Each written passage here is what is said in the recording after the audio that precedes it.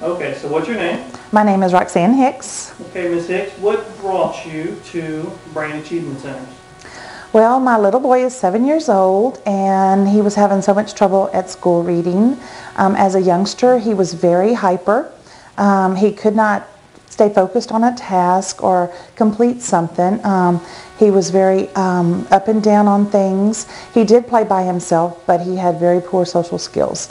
So I was very concerned about his progress. So I was hoping to have him tested, and y'all offer testing, and so I wanted to do that first and see if there was something that we could do to help him. Okay, so since then, since all the testing's come about, what have you learned about Will that you possibly didn't know in the beginning?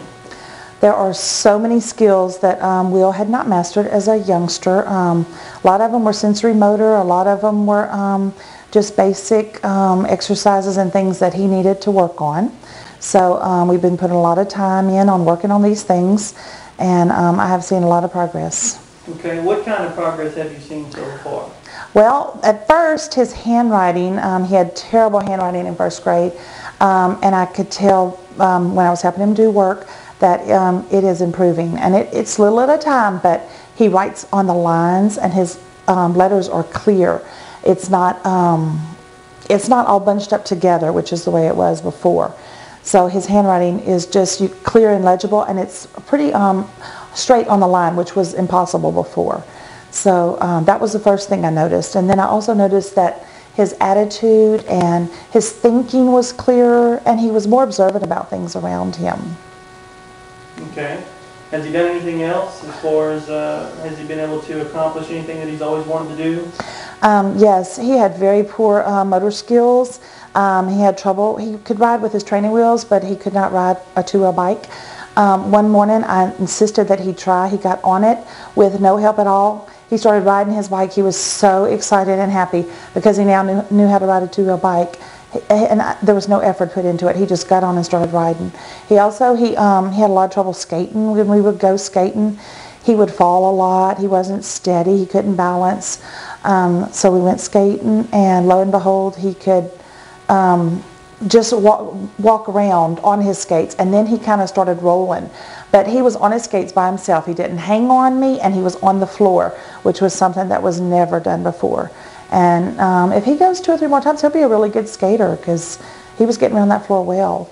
Also, he is starting to look at street signs and signs around the area, and even words on different things.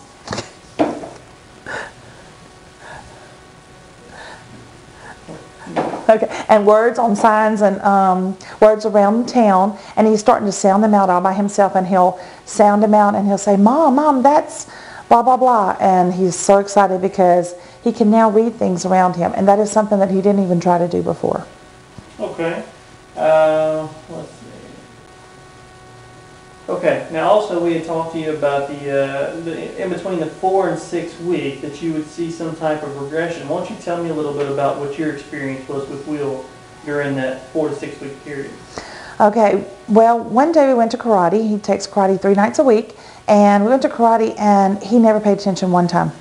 He looked out the window, he looked at the wall, he looked everywhere, but he did not pay attention, and which was very odd because he can't focus directly, but he used to at least halfway pay attention.